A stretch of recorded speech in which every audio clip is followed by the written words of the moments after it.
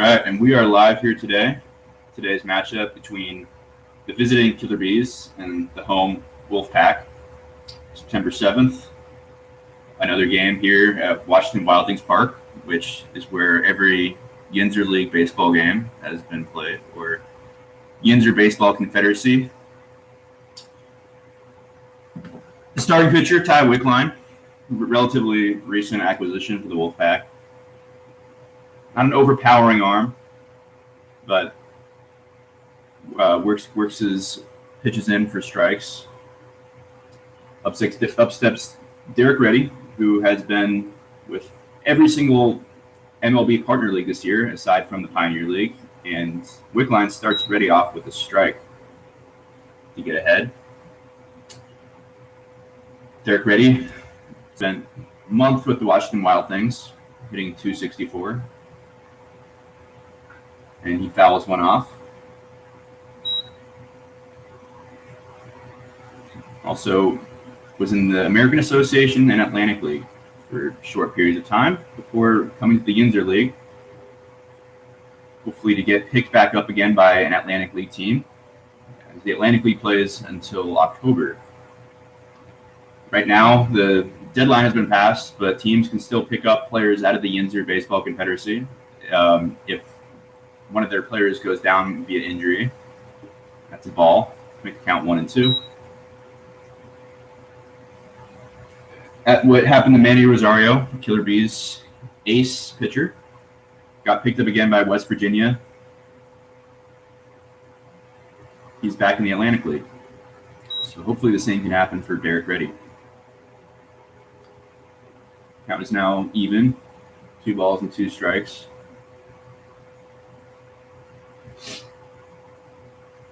Line looks in, gets the sign, and misses just low for a ball.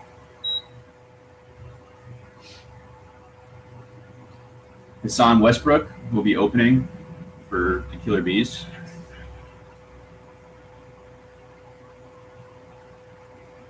And Derek Reddy puts one back up the middle, fumbled by Demko, and he is safe. Though he was likely safe regardless of whether Demko fumbled the ball or not. Definitely should go down as a hit.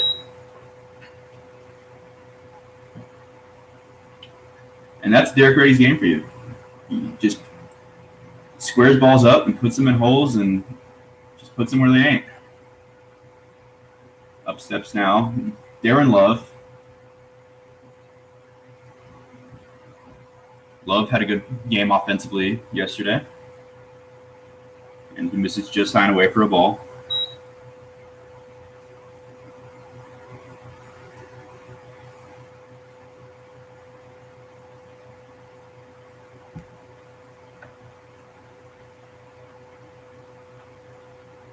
Love hits a weak ground ball to third baseman Torrey, who fields it and throws over to first for the out, but that advances the base runner, Derek Reddy, to second base, who is now in scoring position with 1 out for the 3-hitter, Tyler Reese.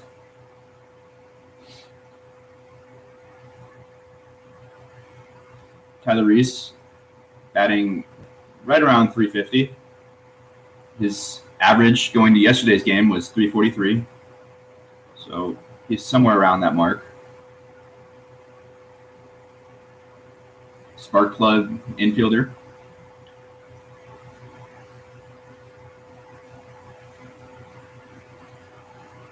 And Wickline delivers and throws the ball just low and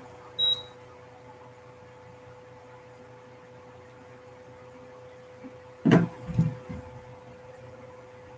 Reese, considered to be one of the more dangerous hitters in the league. The man you want to see up when you need an early lead. Big swing and a miss on looked like a changeup or a two-seam.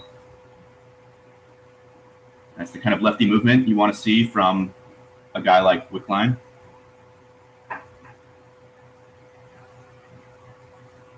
And that is what makes left-handers of his mold effective, is that movement. He fires a strike in the outside corner. Good pitch. Reese asking the umpire if that's the end of the strike zone.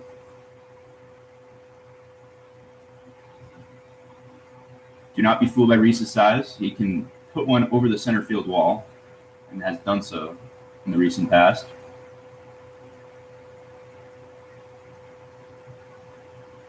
Wickline steps off, just wants to get comfortable before making a good 2-strike pitch to Reese.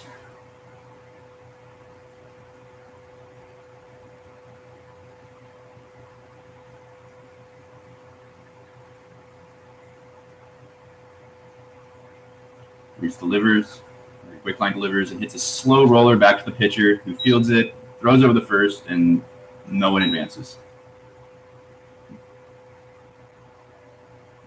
Wickline must have made a very good pitch there to get one of the better hitters in the league to ground out in such a fashion.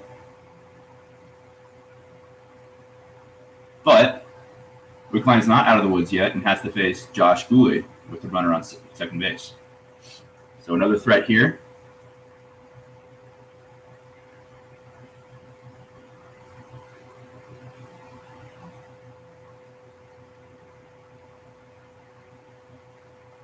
Checks the runner, delivers to home, and fires a strike on the outside corner. This umpire appears to have a slightly bigger strike zone than ones we have seen in the past, as those, I believe, are strikes, but sometimes do not get called by other umpires. Those are pitcher's pitches. Good pitch, just misses low.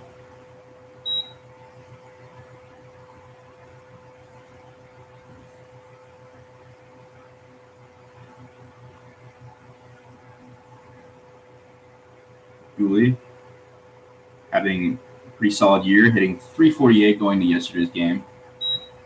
And that misses for a ball.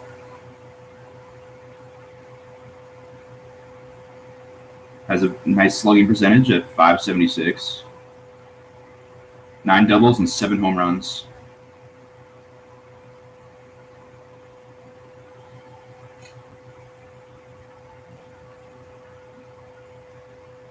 And he strokes one in the left field for a single. That probably will score ready. And nope. I mean, yes, actually, he is safe. He is in there. Even though it looks like the throw beat him, he was still able to get in without being tagged. So an early lead here for the Killer Bees. Getting a run in the first on 2 hits so far. And that brings up Ryan Rowell.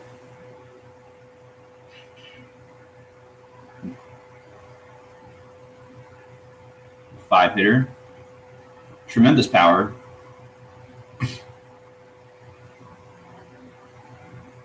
Has 11 or 12 home runs on the year. Big cut from Rowell. He's called KP in the dugout in reference to Kenny Powers, given the hairstyle.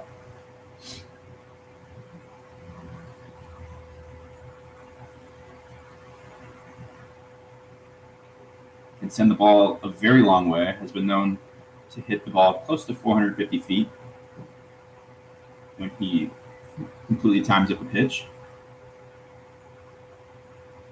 Another big hack for another strike. The count is now 0-2 with 2 outs.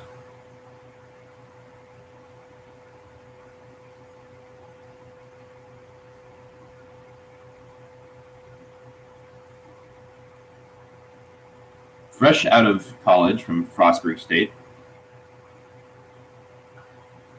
And he pops that one up in foul territory, and no one's getting to that.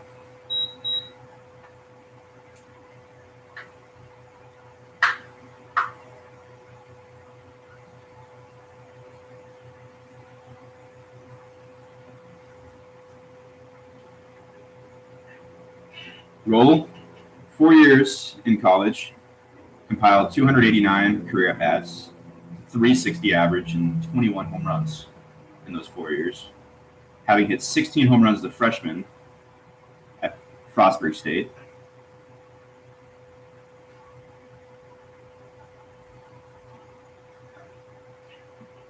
As a senior, he hit 3, but still batted .364. And now he is here.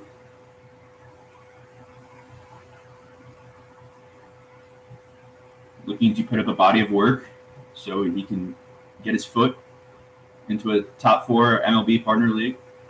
And he grounds one to Joe Torre, the third baseman. Gloves it, makes the throw, the first for the out.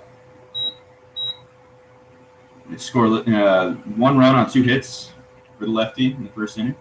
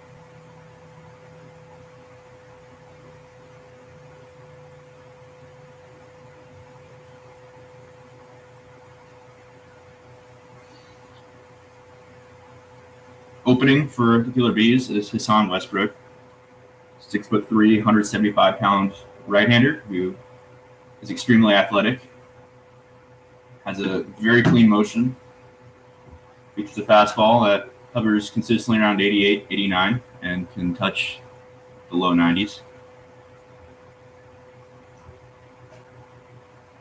as well as a good slider.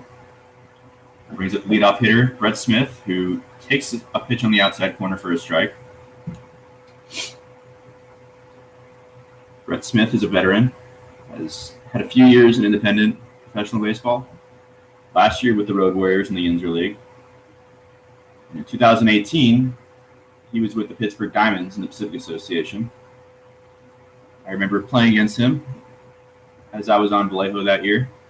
I think he had a pretty good season for the Diamonds under Aaron Miles, former big leaguer.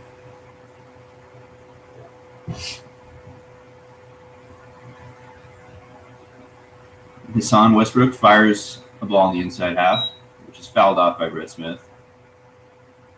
Hassan has very good command of the zone and fills up the strike zone consistently in each outing. Can work in and out with his fastball and then put you away with a slider.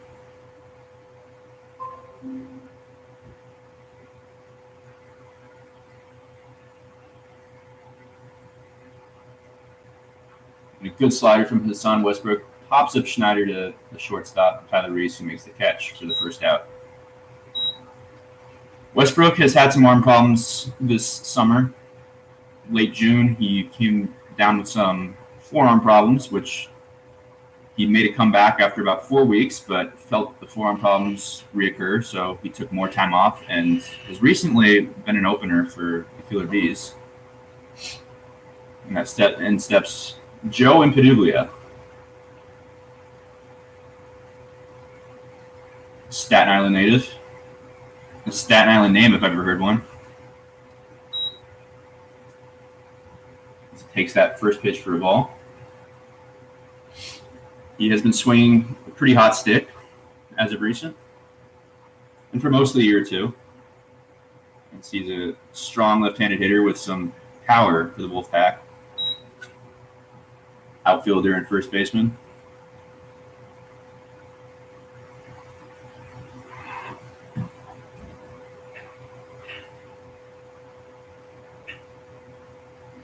And Cooper Edwards comes out to talk to Westbrook about something.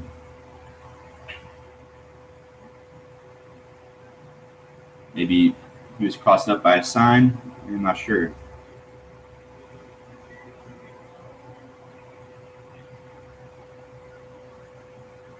Or the umpire was hit. You might have missed that.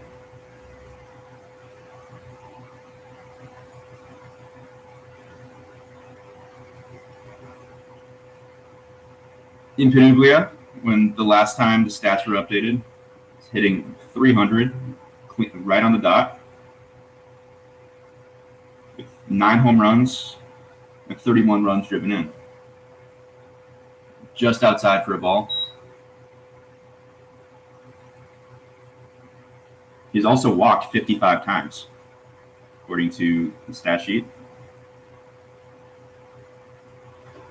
Misses high for a ball and walks for 56 times, possibly, depending on when these stats were updated. He's also a base stealing threat. Loves to run on the bases, which brings up the 3-hitter Slayton Vaughn. Wearing number 69. It's quite an unusual number, but so is 73. Worn by Impaduglia. Westbrook deals and throws a slider in for a strike.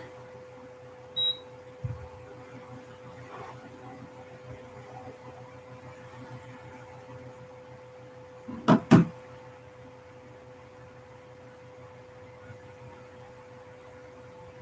then throws a fastball on the outside corner to make it 0-2. So 2 quick strikes from Westbrook here. Looking to get the second out. Either a strikeout or a double play would be ideal.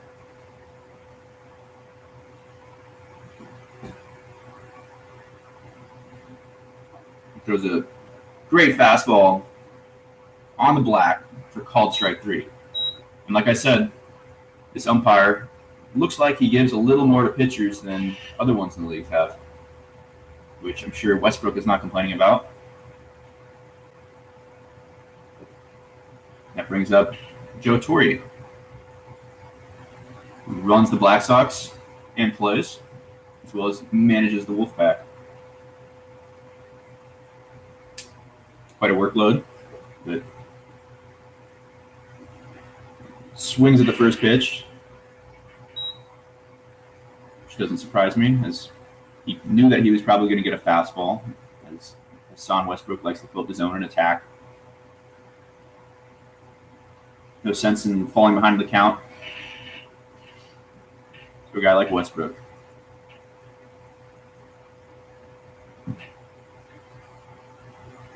Impaduglia with a nice lead on first base. And Westbrook makes a close pitch with a slider.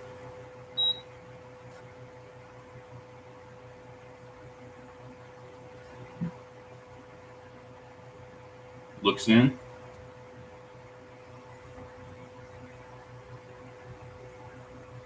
This is just high and away. Around the zone.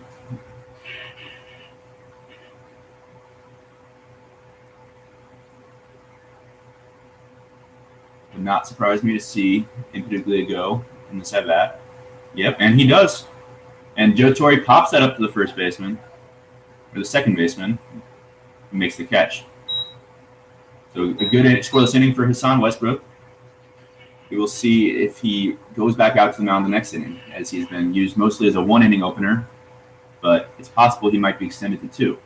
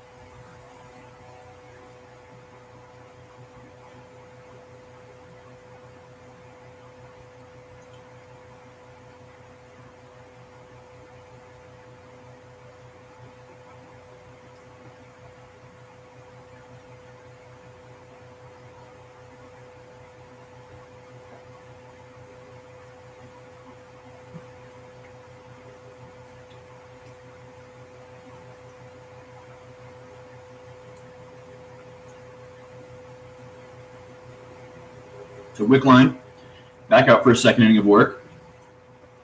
Face Nick Dabrowski, also known as Dabs by his teammates. Dabrowski, one of the best RBI hitters in the league, will step to the plate to lead off the inning with no such opportunity to drive in runs, to the relief of Wickline. This comes set. Fires a pitch that misses low for a ball.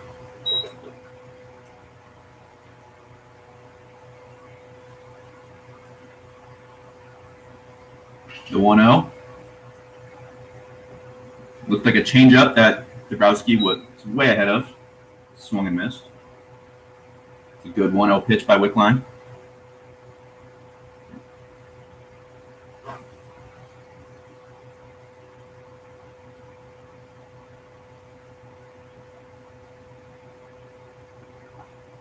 Hits a jam shot or a little jammed roller out to Salcedo, who fields it, makes the play. Another good pitch by Wickline, doing a good job of locating his pitches in and out and changing speeds. Very important to do against this Killer Bees lineup. And up steps Trey Hunt.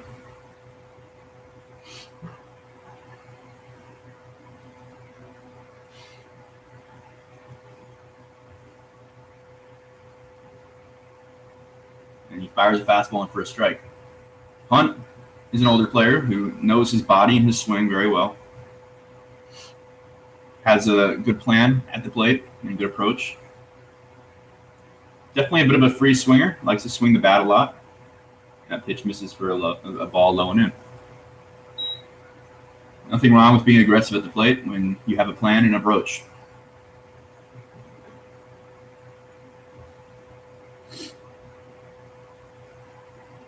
Wickline comes set. And Trey Hunt hits a ball quite a long ways, foul. Wickline working Trey Hunt in with a slider there. Hunt was a little ahead of it. Hitting .322 going into yesterday's game. 171 at-bats with a .561 slugging percentage. 13 doubles and 6 home runs for Trey Hunt. Also has 32 RBIs.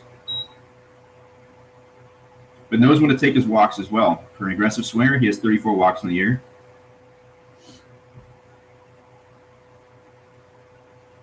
Looking to get on base.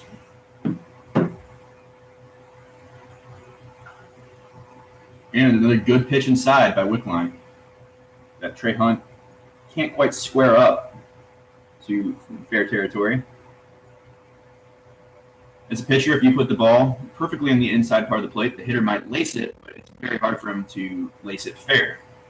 And Wickline is doing a good job of that.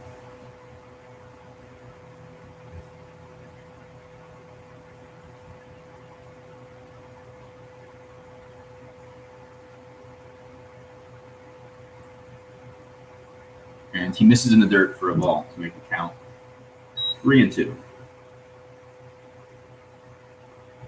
Trey Hunt being patient.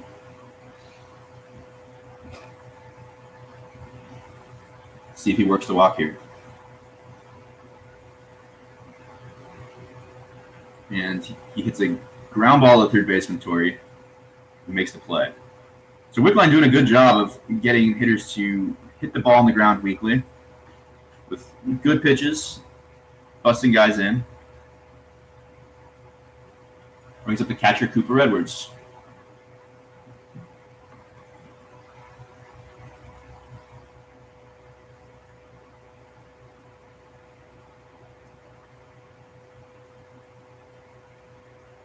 Edwards from Texas went to a Division II school in Oklahoma, fresh out of college, and he misses for a ball. The first time I saw Edwards play was on the Black Sox Road Tour back in May on the Atlantic League side of the tour. And he faced ex-big leaguer Matt Latos. Wickline misses for a ball. He faced the ex-big leaguer Matt Latos for Southern Maryland, and he laces a pitch, one of the first pitches he sees from Latos, and singles off a big leaguer. Had to get some confidence going for the young catcher.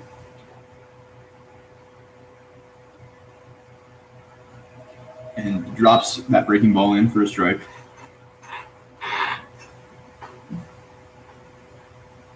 Edwards, fun catcher to throw to. He's very good about letting the pitcher throw what he's comfortable with. His Wickline is now behind 3-1.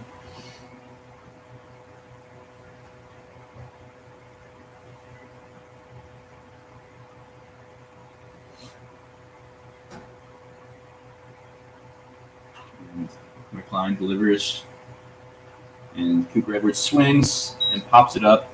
Looks like Salcedo should make the play, and he does. The third out to score the second for Wickline, and the Killer Bees lead 1-0.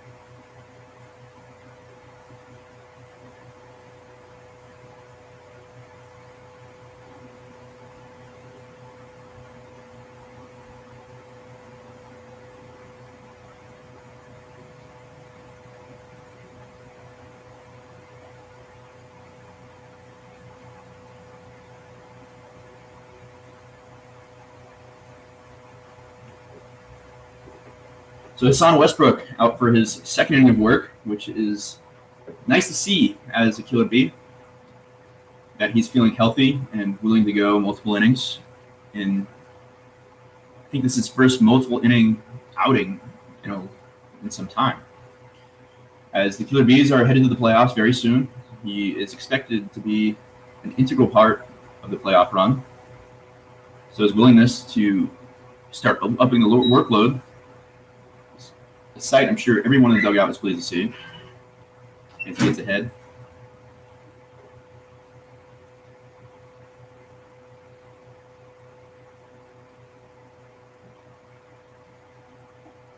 And misses for a ball.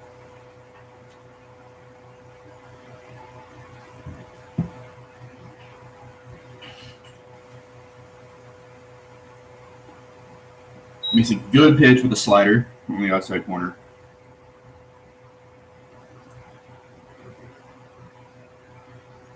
Westbrook has pitched well this year in the innings he has had, though limited because of his arm injury, as he gets a fly ball for the first out. Going into a few days ago, he had 18 2/3 innings pitched with a 2.41 ERA, with 22 strikeouts against 9 walks. So although he missed a lot of time, he still did well in the body of work that he put up. It should look good at the team's next season as far as a promotion. Up steps Jackson Pritchard, the former Florence Y'all's catcher. Big cut from Hassan Westbrook with some nice movement on that fastball. Hassan has a very live arm. Ball has some velocity, some movement, and some life. And he threw that one hard, but he missed outside. Make the count even. A very good mover. His mechanics are very clean and crisp. Very efficient delivery, and Hassan makes a good pitch down and in, which Pritchard fouls off.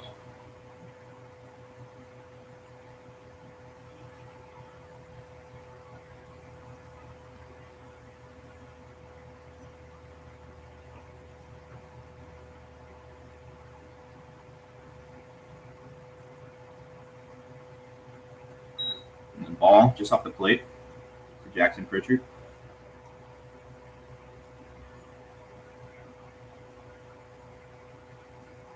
Pritchard had 100 at-bats with the Alls this season, and he pops that one out to right, but it looks like it will be foul, out of play. 100 at-bats with the Alls and a 210 average, though as a catcher, it doesn't mean much, as catchers are valued more for their defense than a high batting average. And 100 at-bats is still a nice body of work in Frontier League. He also played for the Alls in 2019, and he breaks his bat and grounds that out to Tyler Reese, who makes the play.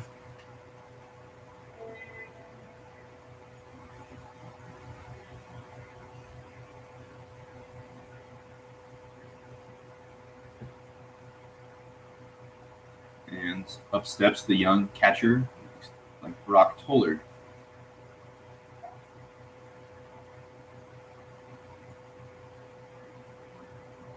Though he's not catching this game. Let me make sure that is in fact Brock Tollard. Sometimes a little bit tough to see from up here. And I believe it is. Number 70. Westbrook delivers just down low for a ball. Tollard is only 18 or 19 years old, but has chosen to play in the Yinzer Baseball Confederacy instead of going to college, which, depending on what you want to do, if you want to focus on baseball, may be advantageous to jumpstart your career into professional baseball straight away and see how you measure up without having to worry about classes on top of your baseball schedule. And a big swing and a miss. Good pitch from Westbrook. Count was 2-1. Nobody warming up for the Killer Bs. Pitch is now 2-2.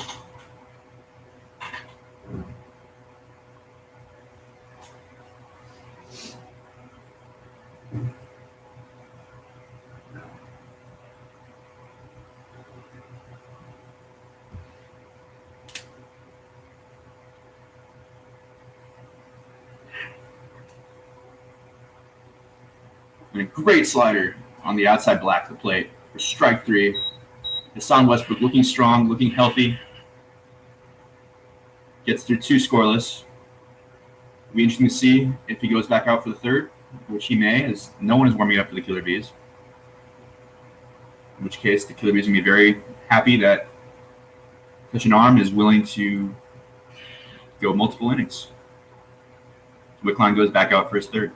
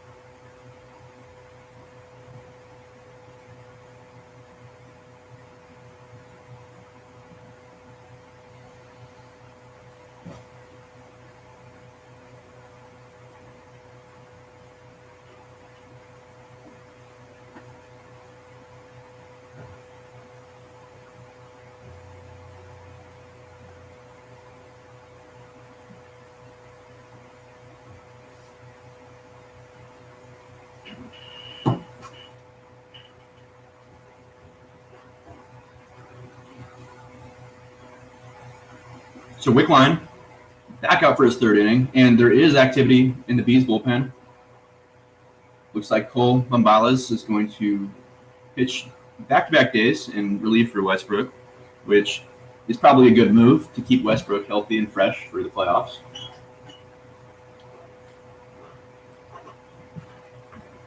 And up steps one of the toughest outs in the league, Jake Alvarado. Feared by many pitchers in this league. Not necessarily for his power, but for his ability to just get on base and get hits.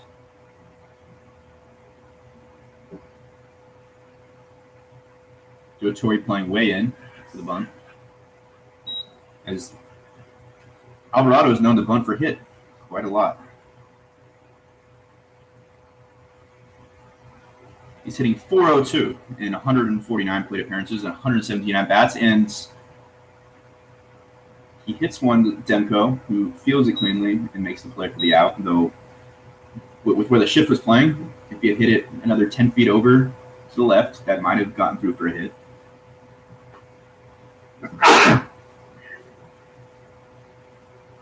His on-base percentage is .530. So having a 9-hitter, Jake Alvarado, followed up by leadoff hitter Derek Reddy, makes for a nice little combination.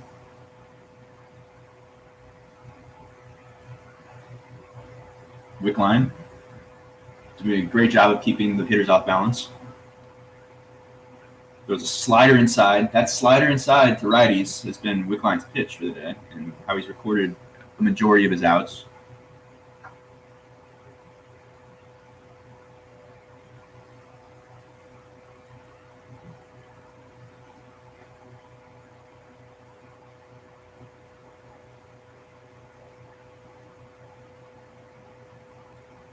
Misses high and away.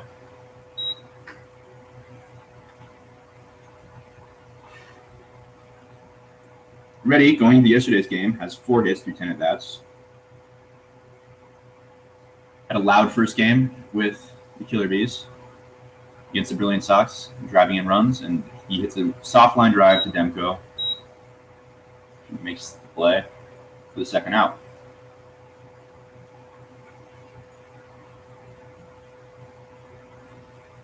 Up steps Darren Love for his second at bat of the day.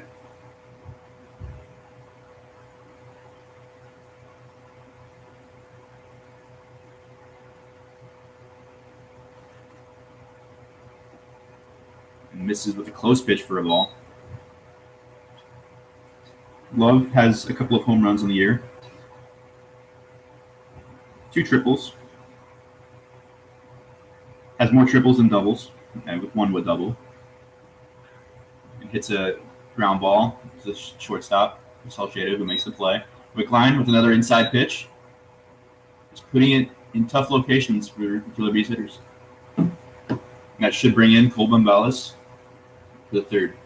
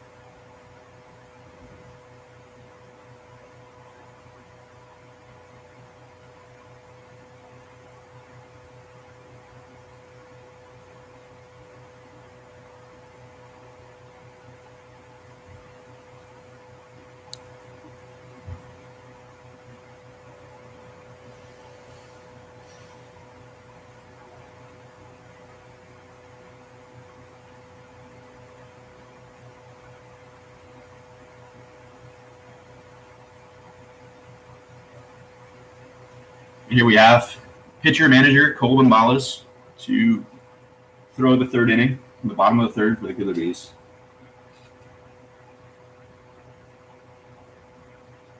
B'S, a submarine sort of sidearm lefty with some nice movement on his pitches.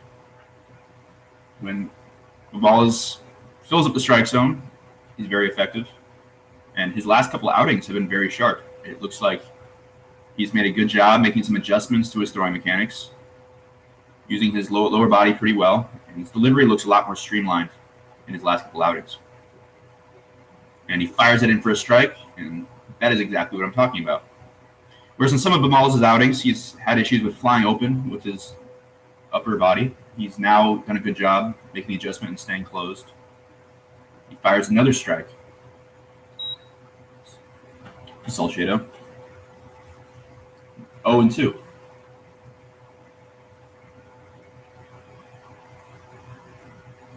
Cole looks ready and makes a great pitch. Man, that is just consistent location and movement on all 3 of those pitches. And he fools Salcedo for a swing strike 3. Let's see if he can maintain this. I'm sure he can. But it's quite fun to watch when he is on. And up steps Mark Demko.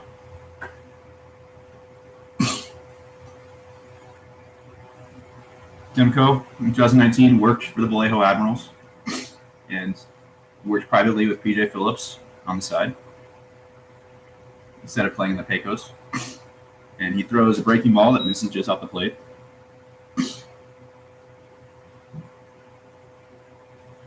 Demko has made some nice improvements to his game over the last couple of years. He's become a solid hitter at the plate. Makes good contact. Has a plan, an approach. Definitely a smart baseball player. And also is a good defender. His fields the ball well and makes good throws across the diamond consistently.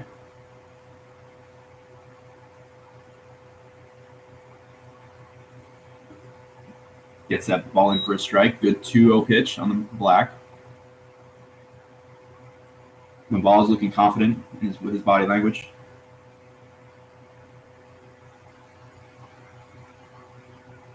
Good pitch, but misses off the plate. Make it 3-1.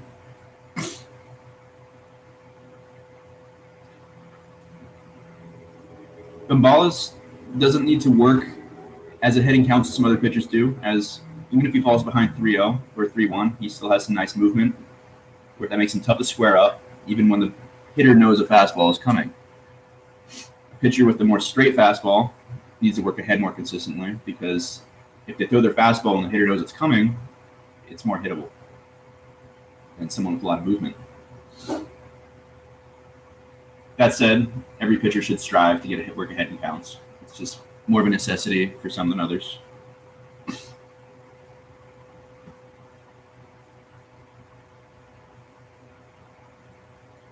And a good pitch, 3-2 pitch at the pop-up. Trey Hunt, who handles the ball, reels it in for the second out. And so far, 2 quick outs for Colvin Ballas. Did work the count full on that last hitter, but had a good tempo.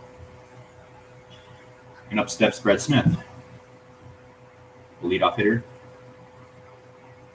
Second at bat of the day after grounding out his first at bat.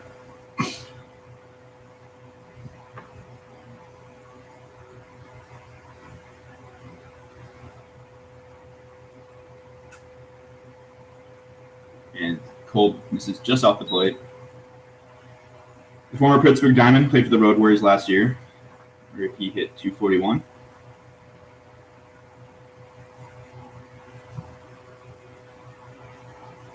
During the COVID season, and Cole makes another good pitch that just misses.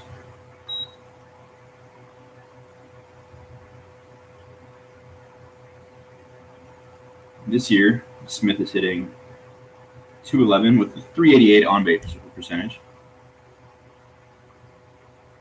Speedy outfielder. Some good defensive skills and abilities. Never sleep on a guy with his first stats. The talent's always there. Chase Martin getting loose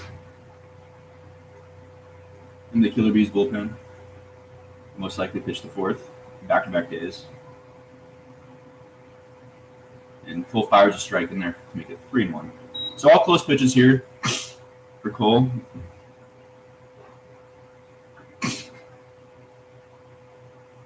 So you can force contact in this 3-1 pitch. And he does. And that's a pop-up, hit the center, which Alvarado should handle. Makes the catch, the third out, and a good inning for Colvin Ballas, who's been very sharp his last 3 or 4 outings. And that should bring out Tyler Wickline to go in his 4th inning of work.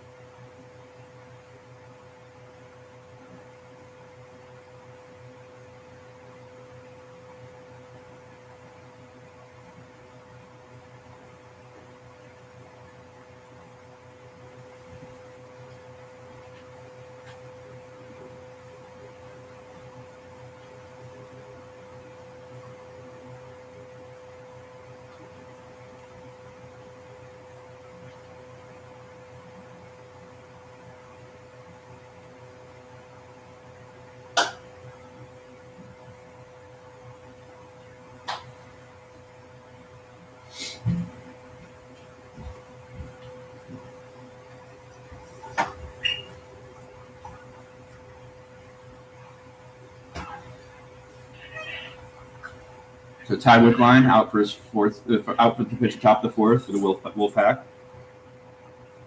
1-0 ball game. Killer B's ahead. Looking to add a couple of runs here. Which up steps Tyler Reese, 3-hitter, shortstop.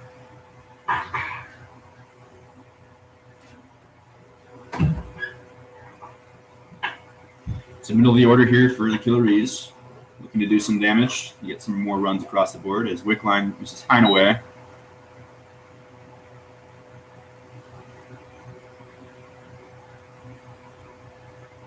And Chase Martin will pitch the fourth for the Killer Bees.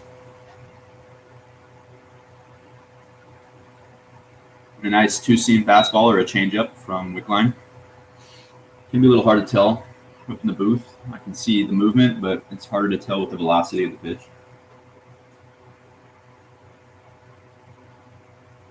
Counts 1-1 with no outs. And a good pitch on the outside corner, on the outside black. Make it 1-2. Reese, not used to a pitcher's strike zone. Asking the umpire where, if that's the furthest out, that he will call the pitch.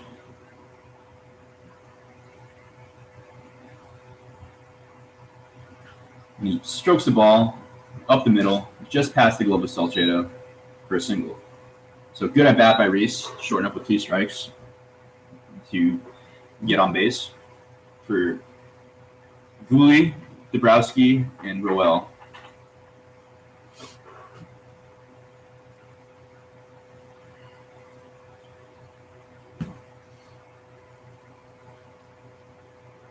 Let's see if the middle of the Killer Bees lineup has made any adjustments to Wickline.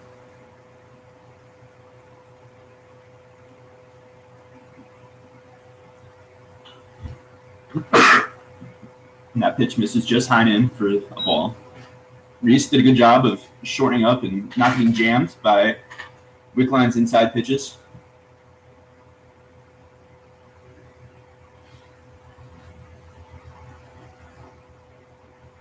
Wickline gets a good pitch inside again. And Gooley takes that for a strike to make the count even. So 3 hits for the Killer Bees.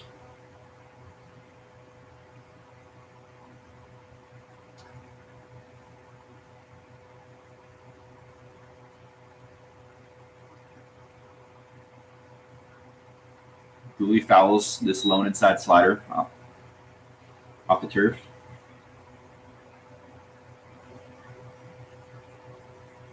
Count is now 1-2.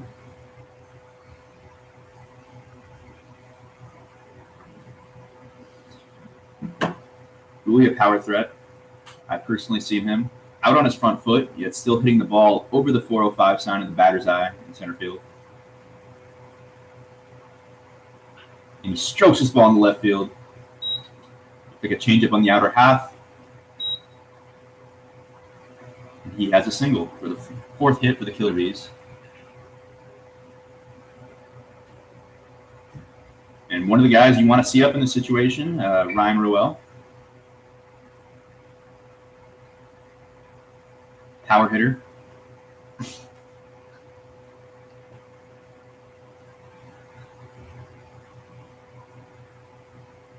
So far, the Killer Bees making good adjustments their second time through the lineup against Wickline. And Roel always wanted to be aggressive. A little out in front of that pitch, but makes solid contact foul.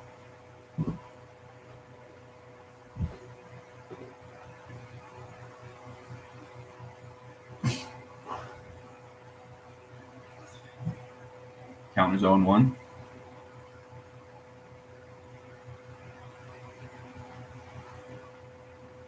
And Roel pops this up to Smith, reels it in for the out, and no tag from the runner on second for the first out. Now runners on first and second for Nick Dabrowski, RBI machine.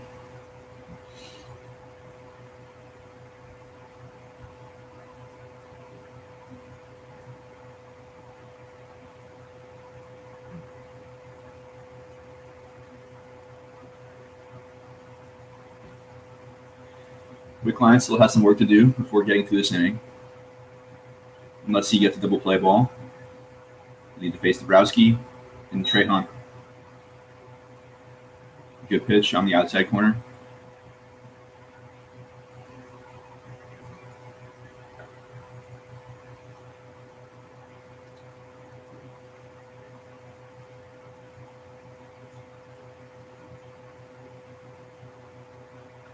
And Dabrowski singles up the middle. This should score a run, and it does. And Dabrowski has himself another RBI. So the 5th hit of the game comes from Nick Dabrowski to drive in a run, which is very characteristic of the RBI machine.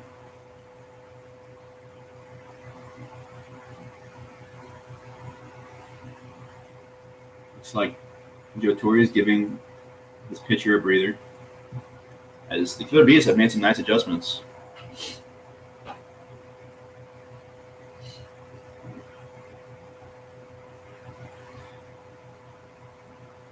It's kind of been said that the best way to win against the Killer B's or to keep them from scoring is to throw a crafty lefty. We have been shut down by a couple of them at times. Definitely is a lineup that likes to hunt the fastball, especially a good hard one from a right-hander.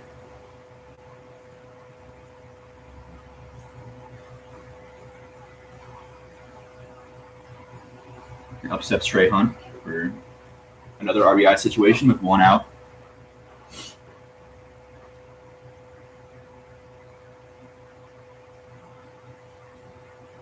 And Wickline delivers and makes a close pitch with a slider for a ball.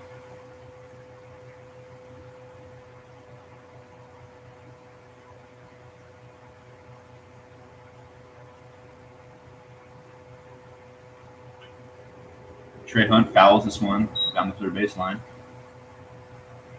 Count is even.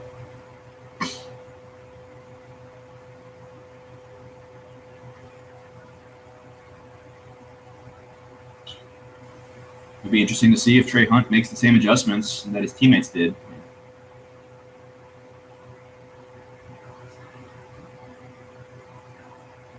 And waits back just a little bit too long on that fastball and fouls it off. Count is now 1-2 for Wickline.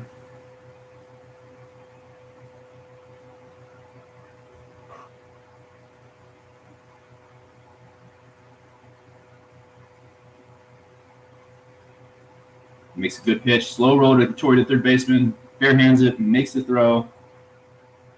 2 outs with runners on second and third. Torre is an outstanding infielder defensively.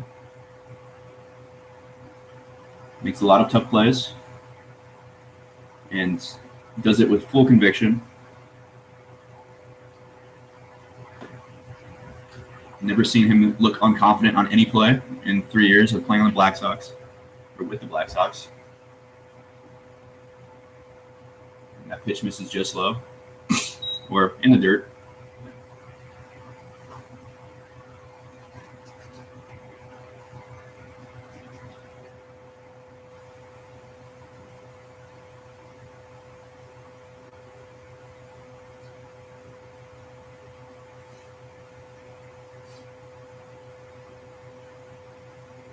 Cooper Edwards has some runners on the table for him to bring in. Wickline looking to pitch out of this jam. 1 pitch away from getting his team back in the dugout. The score is 2-0 Killer B's after the RBI by Dabrowski this inning. Now 3-0 with 2 outs.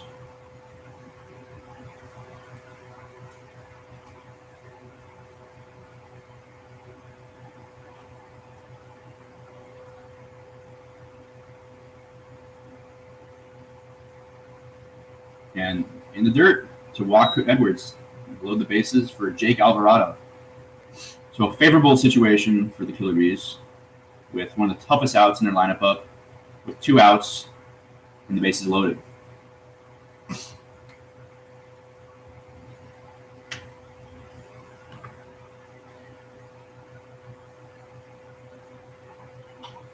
Alvarado is a California native from the Central Valley out in Modesto. Pretty close to where I live, about an hour and a half.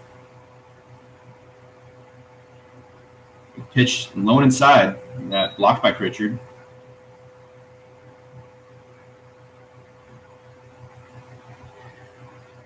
Alvarado went to Pikeville University in Kentucky and played with fellow Black Sox members Bruce Bell and Ian Walda. Walda with the Lake Erie Crushers in the Frontier League, and Bruce Bell with Tri-City Valley Cats, and also in the Frontier League. Alvarado looking to be the next Pikeville alumni to break his foot into a top 4 MLB partner league.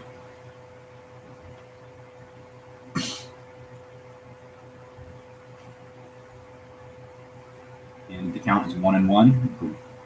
The 1-1 offering is low and outside, make it 2-1. 2 outs. Big spot for the Killer B's right here. Cash in and break the game open a little bit here. If not, they still have the lead. That pitch is taken up and in for a ball to make the count 3-1. So Wickline really needs to bear down here and fire a strike. He is 1 pitch away from getting out of this jam.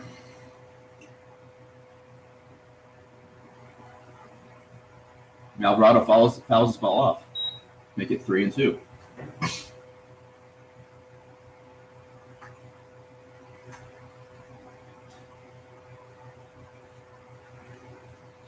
Never the most fun spot to be in as a pitcher.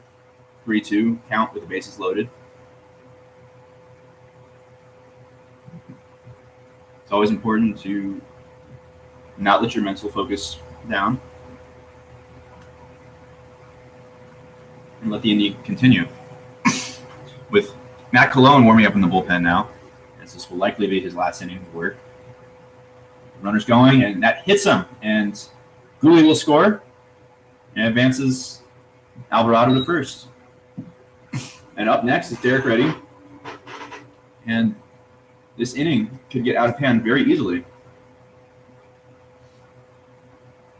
It's imperative for the Wolfpac that Wickline gets Reddy out before allowing another run to score, gets his team back in the dugout for the heart of the Wolfpac's order to come up and score some runs.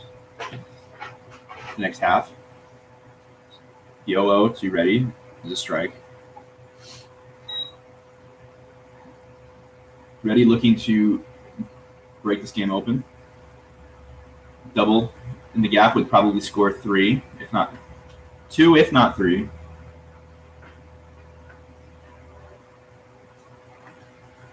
Oof, and Reddy hits his off in the bat. Wickline makes a great pitch and gets the force at second to get his team back in the dugout. So very good at limiting the damage there.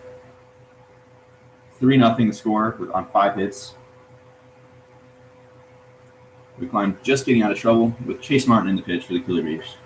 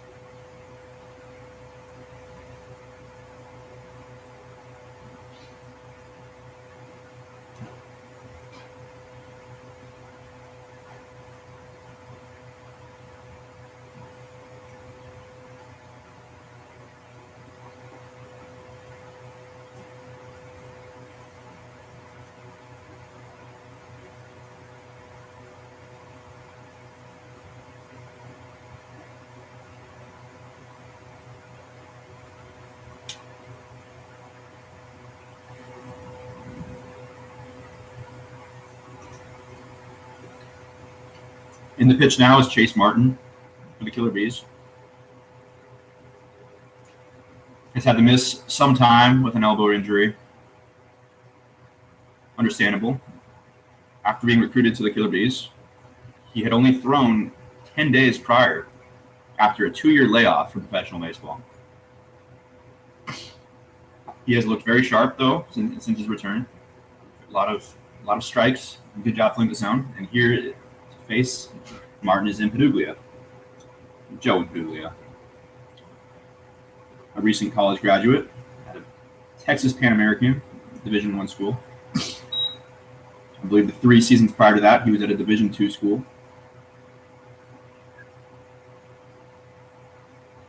Power hitting left-handed, first baseman and outfielder.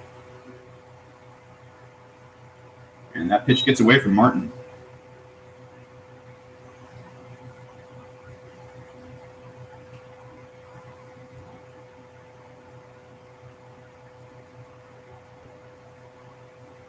In Paduglia, hit .297 for Texas Rio Grande Valley, not Texas Pan American. He also hit .435 in 2020 as a 22-year-old for Concordia Bronxville. So impressive batting averages in college. He has a lot more home runs out here than he did in college.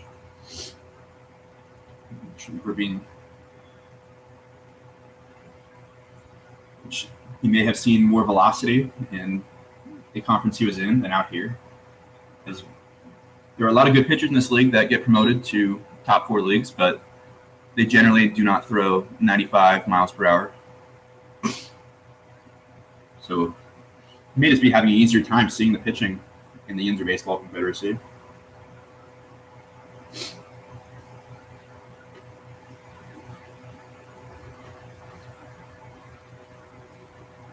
And a foul ball, make this count 2-2. So Martin around the zone again, pitching back-to-back days.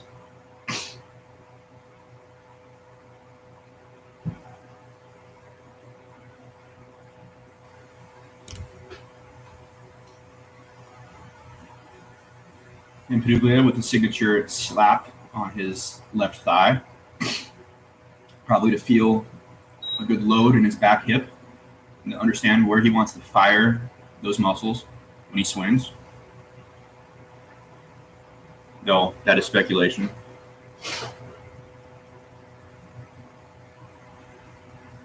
And ball 4, and Paduglia takes another walk to bring up Slayton Vaughn.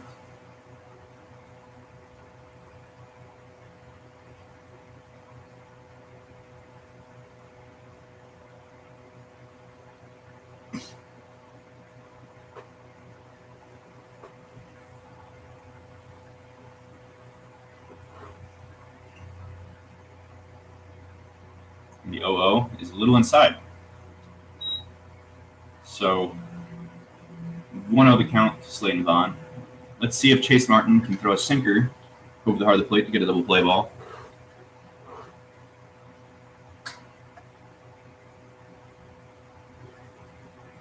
And a good slider that just misses for 2-0.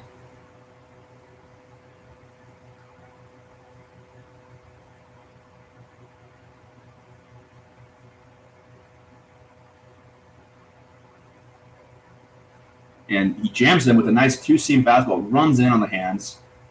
We pop up the Reese for the first out.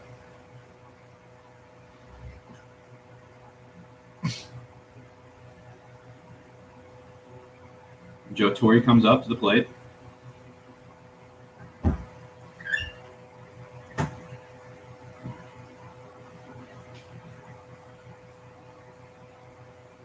And Cooper Edwards and Derek Reddy come to the mound. Possibly talk a little strategy with Martin.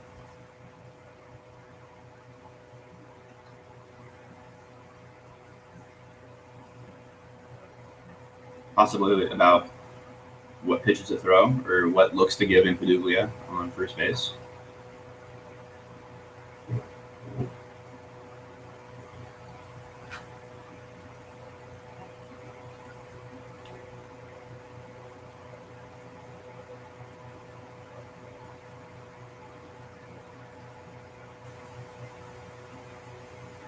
And in steps Torrey, who is not a power hitter, but is pretty good about putting the ball in play, which may work to the advantage here of Chase Martin. Gets a lot of ground balls. And it's a big swing and a miss. Made the count 0-1 with 1 out. Here in the bottom of the fourth, the score 3-0 Killer B's. Outsteps the umpire.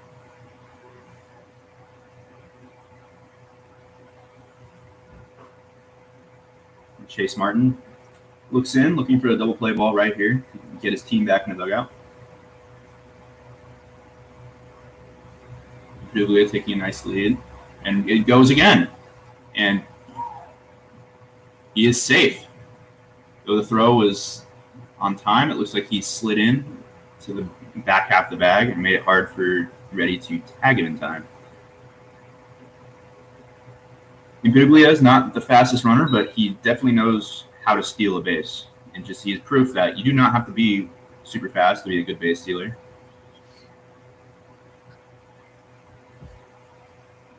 Count 1-1.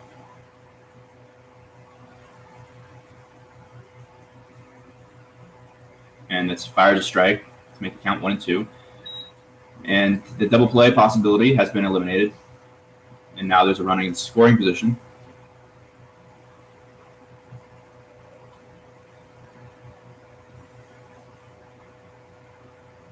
And a nice hard cutting fastball or a slider from Martin just off the plate to make it 2-2.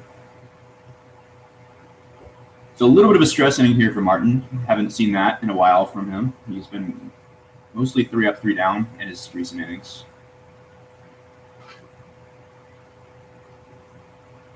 Good pitch. Slider outside to get the ground ball. And Impiduglia stays at second. Trey Hunt makes a throw over to first for the second out.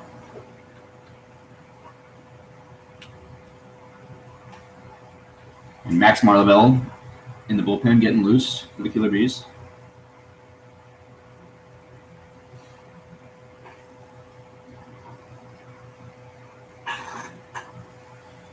And Chase Martin looking to get the third out of the inning.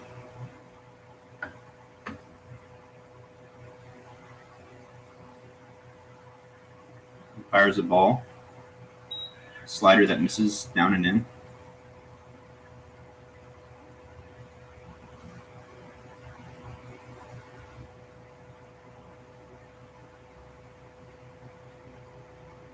This is Kyle Robinson, who was recently traded from the Brilliant Sox at bat, and that's a good pitch down and low. Not sure where that missed. I don't think Chase Martin agreed with that call. But if he keeps making pitches like that, Martin has nothing to worry about.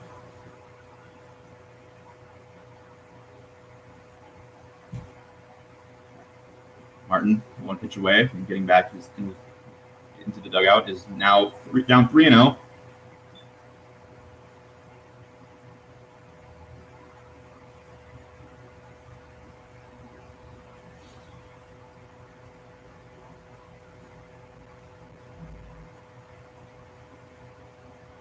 Oh, and he picks off Impiduglia. Great inside move from Chase Martin. That is not easy to do. Impiduglia getting a little aggressive on the base paths, and Martin takes full advantage and capitalizes on that mistake. It does happen. Sometimes you got to take risks as a base runner, and occasionally, if you're aggressive, things like that will happen. But smart move on Chase Martin's part to get his team back in the dugout.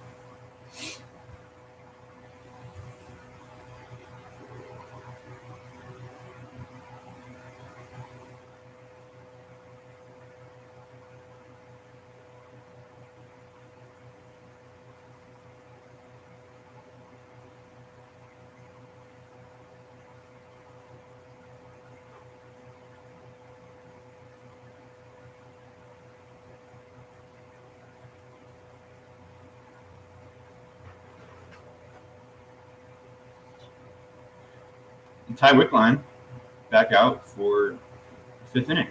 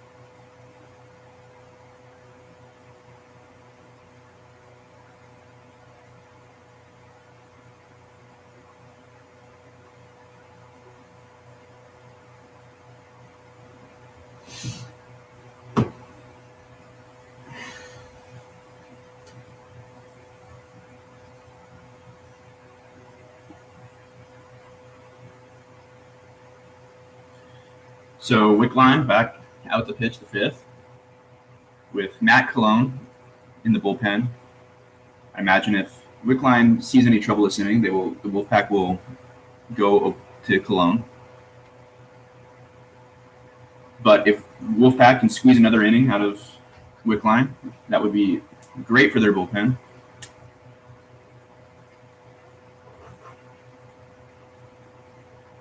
Wickline gets Darren Love to foul this ball off. Count 0-1. The first hitter of the inning. No outs.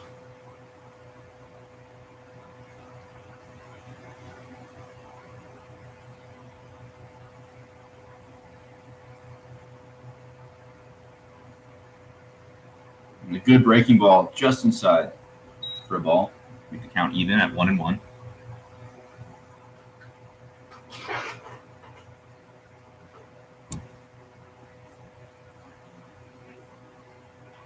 Darren Love hammers this ball in left field for a single, just past the glove of Joe Torre. So a good start to the inning for the Killer B's.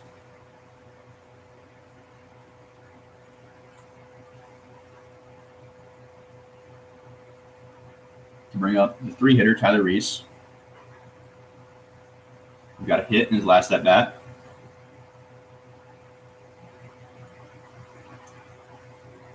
So Darren Love has the sixth hit of the day for the Killer B's, who are leading the ball game 3-0. And a slow breaking ball just high.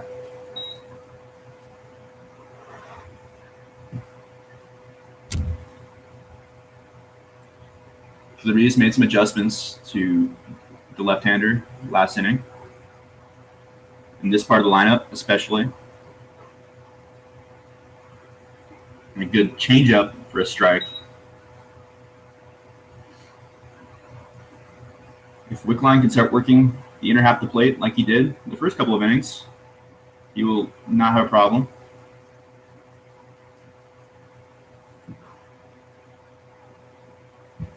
Steps off. And takes the sign. Throws another breaking ball. Again, misses just high.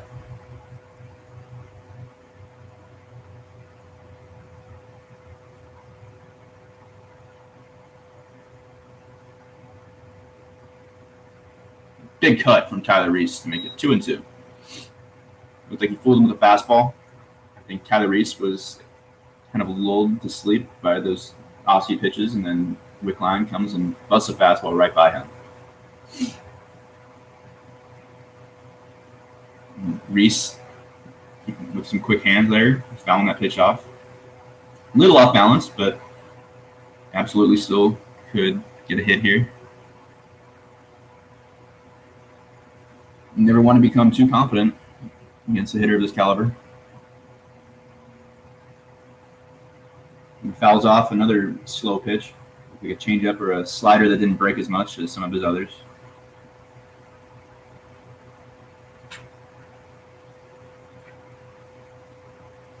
Looking for the double play ball here. 2 quick outs would be huge for the Wolfpac. And Reese hammers this ball. Just fair. That might score Darren Love.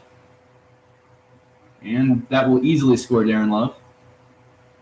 And Reese gets all the way to third base. Has himself a triple.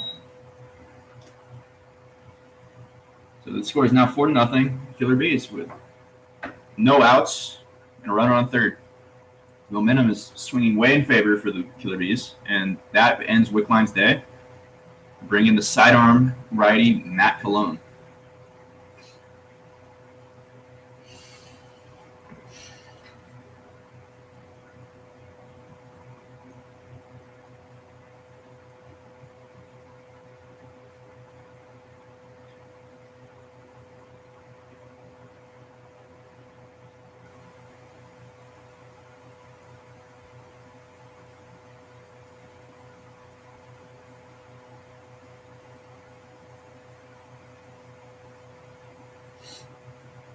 Cologne has been a very reliable reliever for the entire season for the Wolfpac. Gets used many days and pitches in whatever role and how many innings he's asked for. He's got 32 appearances, which should lead the league, if I'm not mistaken. 36 innings pitched, a 5.25 ERA with 38 strikeouts against 31 walks and 30 hits allowed. However, some of these stats do need to be updated and kind of maintained, as I wouldn't be surprised if he has more than 36 innings, given that he has 32 appearances.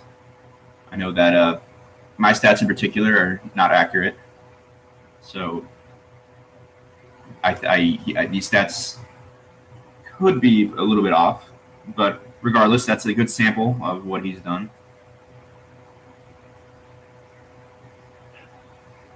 And he features a sinking fastball in the low 80s, a slider, and a changeup.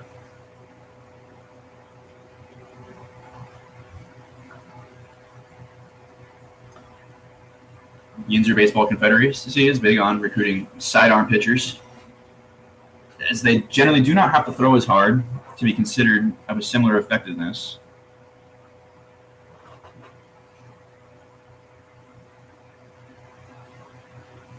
Clone didn't need too many more pitches. So up steps Josh Gooley. Would be huge for the Wolfpac to strand the runner on third and get out of this inning without further damage. Would be tough to do, but could be done. And Gooley hammers this ball into the gap. That ball will score a run, and Gooley will try for 2, and he is tagged out for the first out at second base. So trying to stretch the single into a double, but the throw is a bit ahead of him. But good effort, and scored a 5th run for the Killer Bees to make the score 5-0 with 1 out in the bottom of the 5th.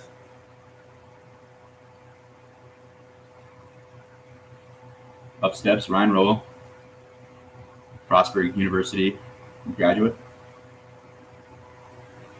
Power hitting right-hander, infielder, and just misses hitting him. Some sort of tailing fastball.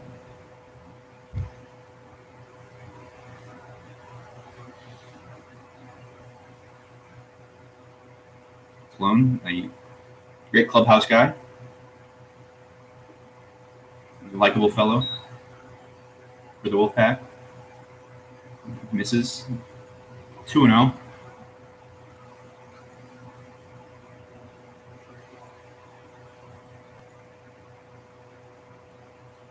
And Cologne throws a slider that Roel is just ahead of. Fouls for down the third baseline.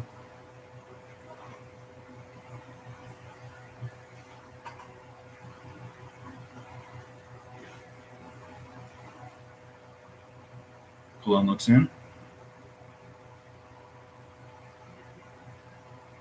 Big cut from Roel for the second strike.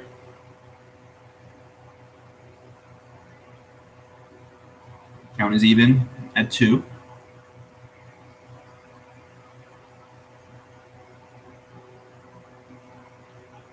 Roel fouls this ball into the parking lot. Cologne gets a decent amount of strikeouts with over 1 an inning. So looking to put Roel away here via the punch out.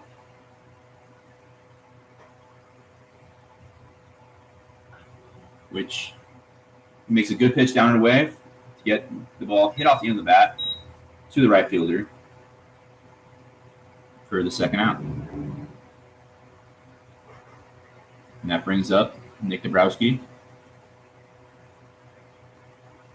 with no one on base, so no RBI opportunity for him here.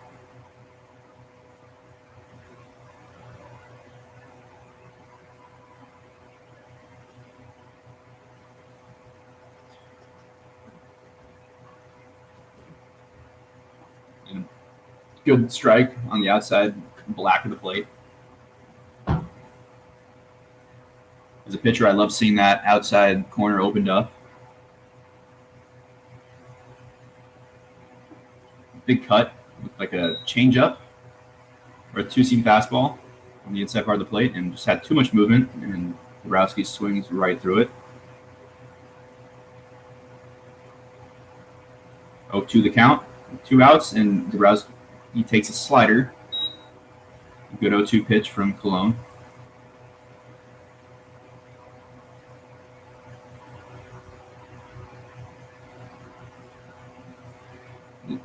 Fouls the 1-2 offering. Back towards the backstop.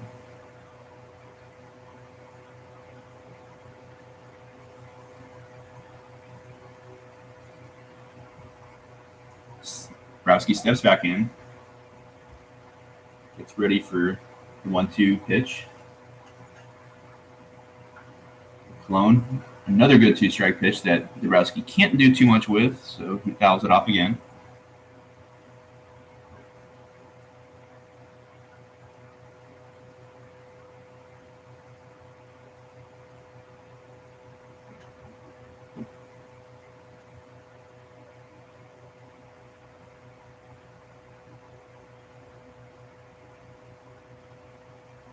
Dabrowski hits a ground ball to first baseman. Cologne makes a great pitch on the outer half of the plate and forces Dabrowski to make a defensive swing for the 3rd out. And Max Marleveld should be in the pitch to bottom of the 5th for the Killer B's.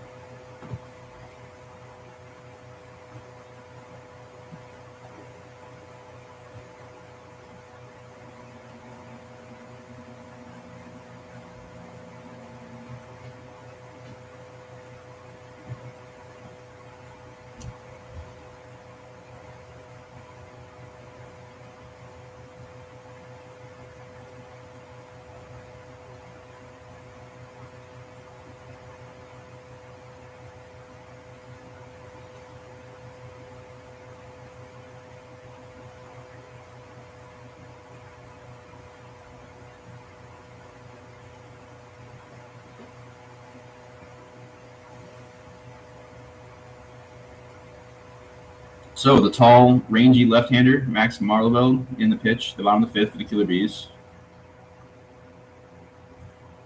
Marleveld, mostly a starter, but on bullpen staff days, will usually throw an inning as well, kind of as a bullpen for his starts. Some maintenance work. Marleveld works mostly in the mid-80s, but can touch 88 or 89 occasionally. He's actually seen a little bit of an uptick in his velocity since the start of the season after working closely with Colvin Ballas. At the beginning of the season, I believe he was more 82 to 85, but now he is more like 85 to 87 on average, which is pretty solid improvements for the 24-year-old left-hander as he pumps a strike to make it 1-1. To Kyle Robinson. And he makes a good pitch on the outer part of the plate, hits out in the bat, throws to Tyler Reese, who fires high to the first baseman real well, and Robinson ends up being safe.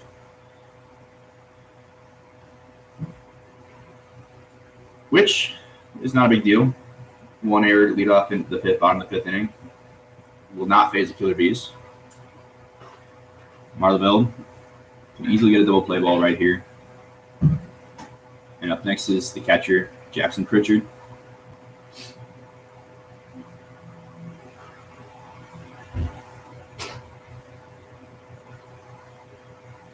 Texas native and Florence Y'all's product.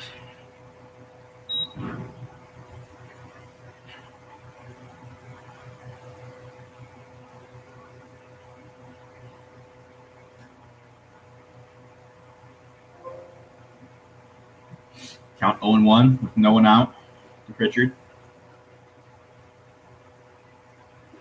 And Marlaville throws a good, looks like a cutter or a slider in there for a strike to make the count 0-2.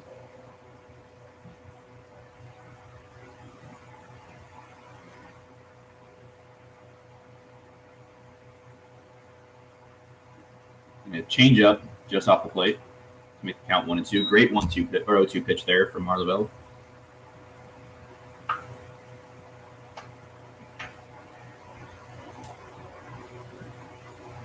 Marlaville out of Montclair State, New Jersey. Pritchard laces this down the line for extra bases. Robinson holds up at third. And Pritchard will have himself a double.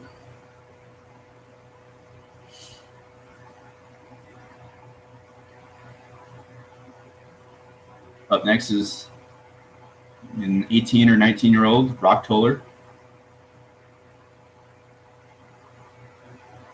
Marlaville does not have to pitch too carefully here. Probably be smarter to walk Toller to get a force at any base instead of just coming right at him, or at least making the best pitches he can to him. No need to be too good here.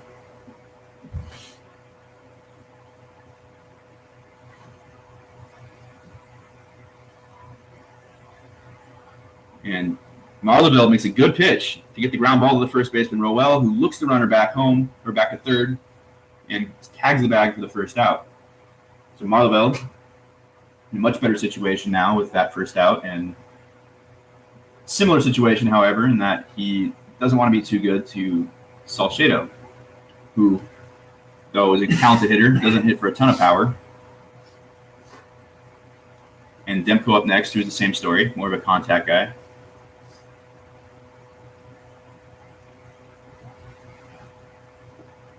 And Salcedo takes that just a little low for ball, and it's just a good pitch to make in the situation. 1 out, runners on second and third for the Wolfpac. Looking to score a couple of runs here. Marlaville misses high.